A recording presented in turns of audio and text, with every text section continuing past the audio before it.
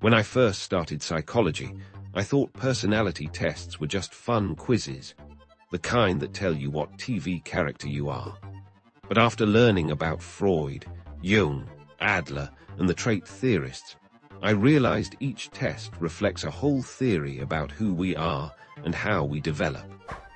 So today, I decided to try a few of them to see how these different theories describe me. 1. The Freudian test, projective and unconscious. The first one I took was a projective test, the kind Freud inspired.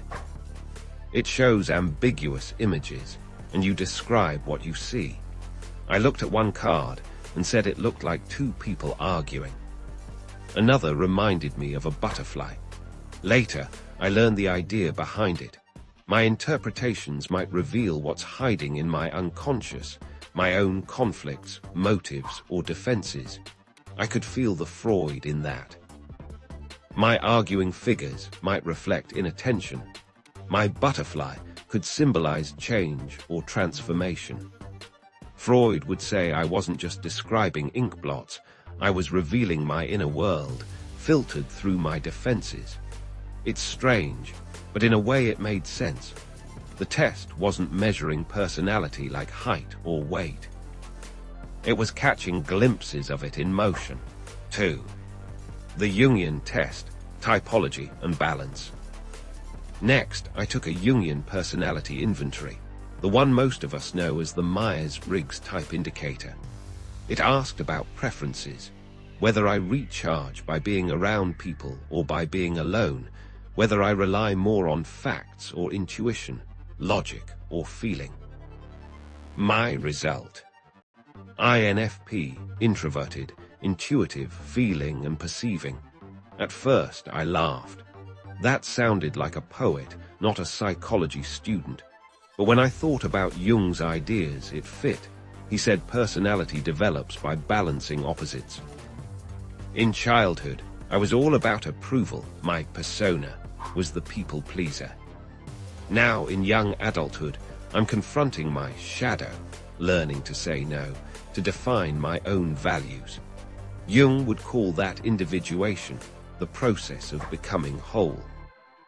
So even a simple four-letter type feels like a snapshot of where I am in that lifelong journey. 3. The Adlerian reflection, inferiority and mastery. Then I read about Adler's idea of striving for superiority, the drive to overcome inferiority.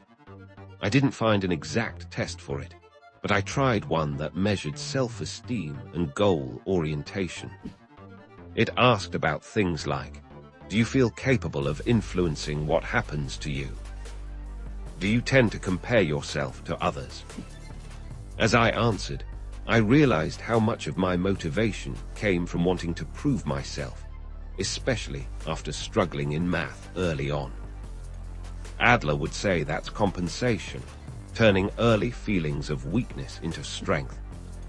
And maybe he'd add, the next stage of development is turning that striving outward, using what I've learned to help others. I could feel the shift from I must prove I can to I want to contribute. That's Adler's creative self in action. 4. The Hornian self-assessment, safety and connection. Then I took a Horney-inspired questionnaire that looked at interpersonal needs. It asked, do you seek approval from others? Do you try to control people? Do you avoid closeness? No surprise, my highest score was in the moving toward others pattern. I like harmony, reassurance, and connection. But as I read Horney's descriptions, I saw the trap. When that need becomes excessive, it can turn into compliance and people-pleasing, a way to manage anxiety rather than genuine care. It was uncomfortable but clarifying.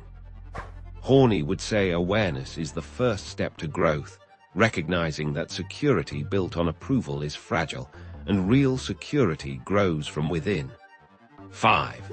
The trait tests, measuring the consistent self.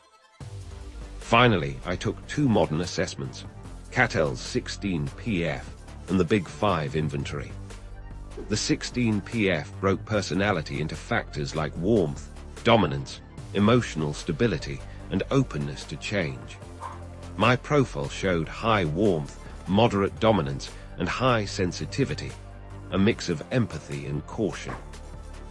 Cattell would say that these traits are part of my personality structure, measurable tendencies that predict how I behave across settings.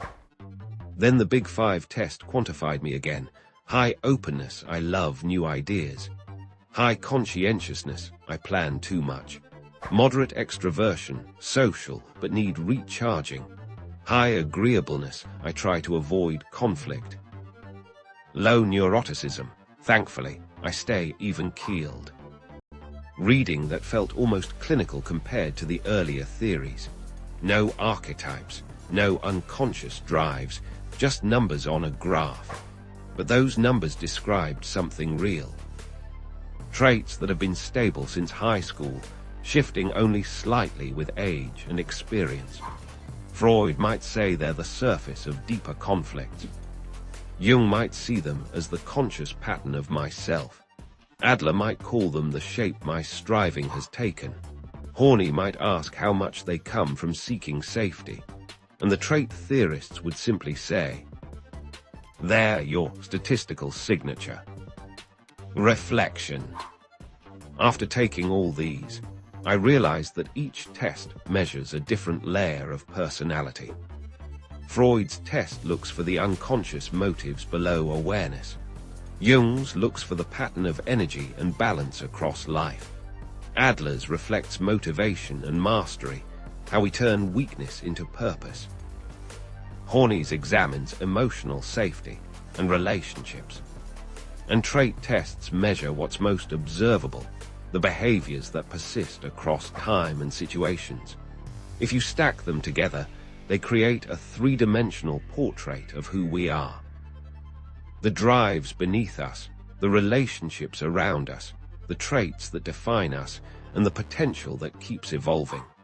Personality isn't a number or a label.